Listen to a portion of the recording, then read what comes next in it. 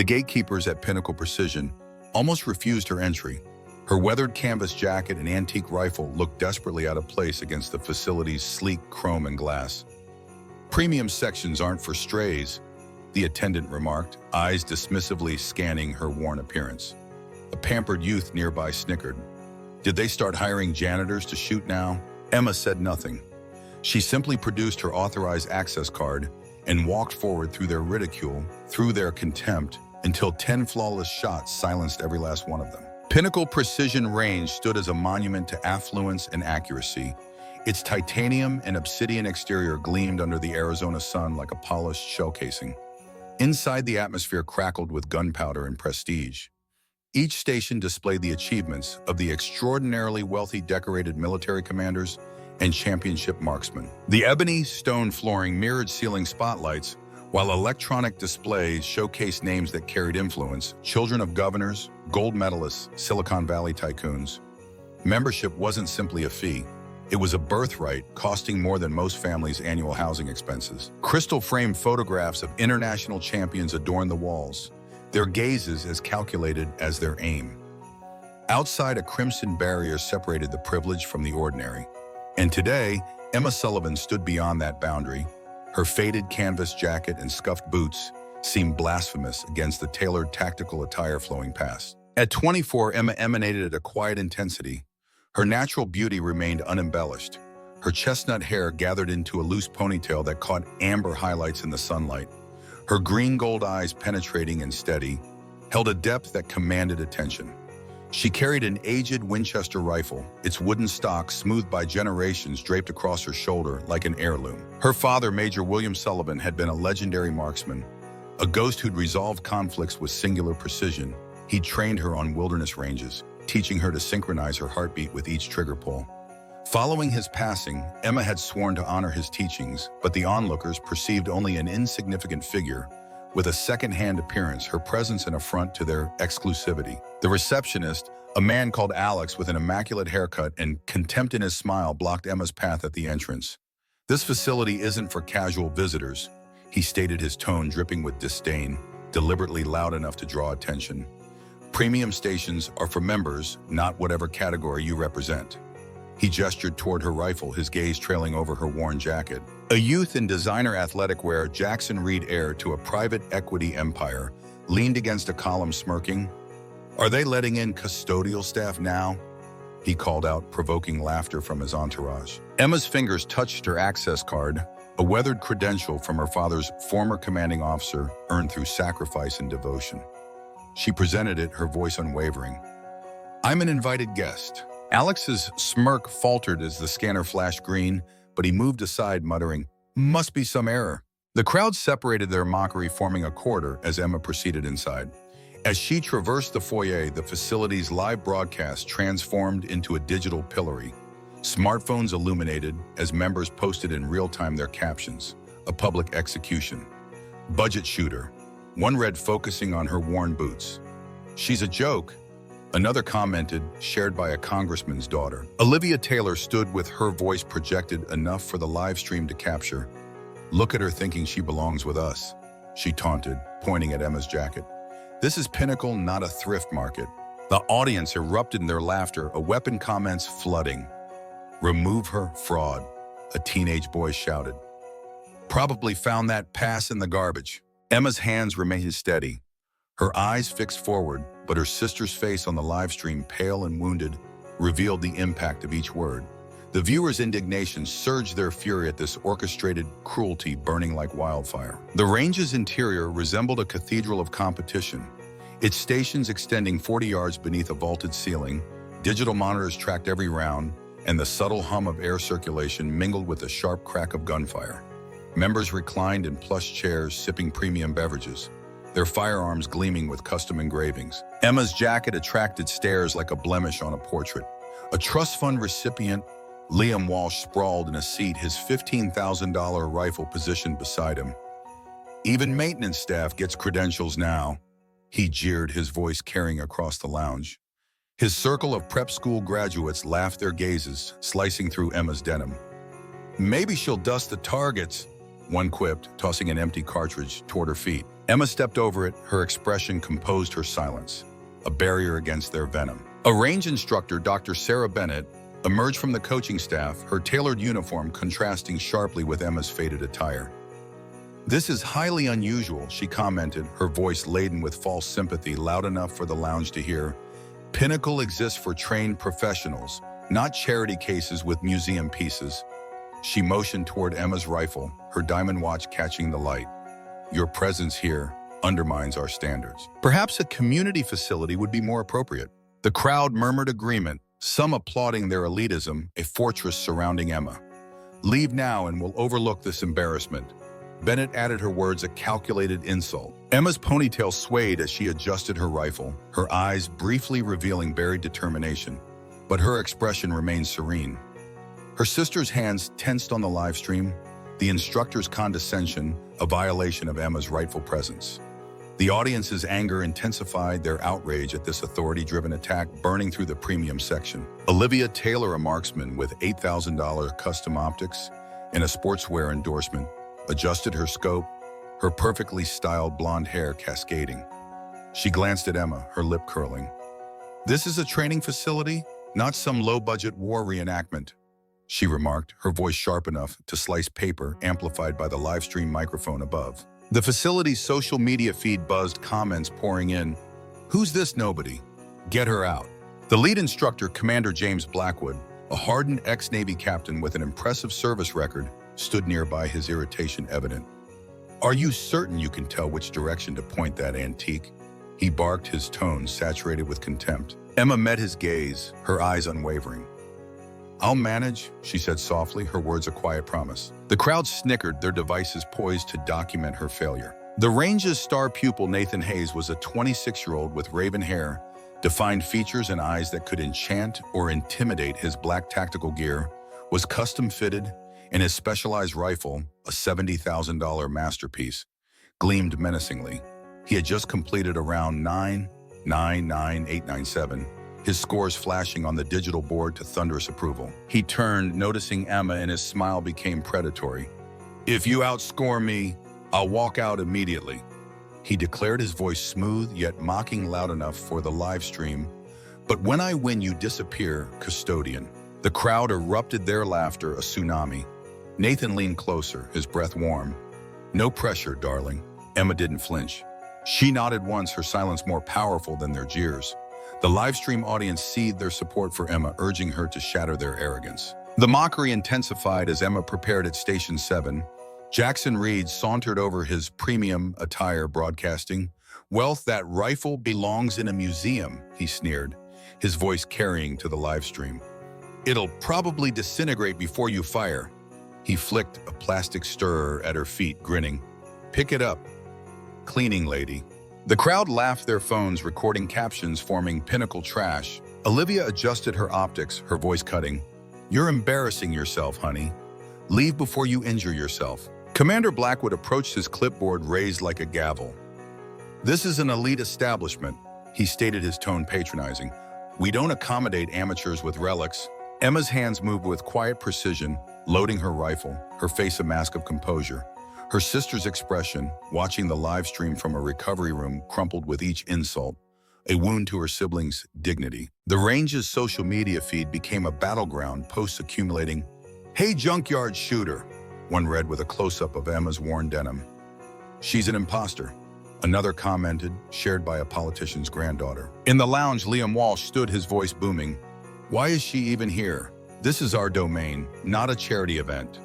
The crowd cheered, their elitism a barricade around Emma. A young woman in designer sportswear, Mia Chen, tossed a crumpled target sheet at Emma's feet, calling, "Clean that up, janitor." The paper skidded across the floor, brushing her boots. But Emma continued unfazed, her ponytail swaying as she inspected her rifle, her eyes locked on the target 40 yards distant. The viewers' rage intensified, their fury at the mob's cruelty blazing white-hot. The insults grew more pointed as Emma positioned herself at the station. A retired admiral, now a range consultant, leaned toward Commander Blackwood, his voice loud enough for the live stream. "This illustrates what happens when you offer scholarships," he muttered, gesturing at Emma. "No technique, no ability." The crowd murmured agreement, their phones flashing, capturing Emma's stillness. Olivia positioned herself, her optics glinting, and called out, "You're a walking embarrassment, girl. Leave before you make us all look incompetent." Jackson Reed added, "Bet she's never even handled a firearm. Probably stole that pass." The laughter crescendoed a vicious chorus, each word a projectile hurled at Emma's dignity. Her fingers brushed her rifle. A slight tremor, the only indication of tension, but her face remained serene, her silence a shield against their scorn. Nathan took his turn first, his movements fluid, his rifle an extension of his will. The digital board flashed 10, 9, 9, 9, 9, 10, 10. Nearly perfect, his grouping tight as a clenched fist. The crowd roared, applauding, their smirks aimed at Emma. "Good luck, Bargain Ben." Nathan called his grin cocky, his eyes daring her to falter. The live stream comments surged, "She's finished. No way she matches that." Emma stepped to the line, her Winchester steady in her grip. The crowd hushed their phones, raised eager for her humiliation. She exhaled, her body motionless, her focus laser sharp.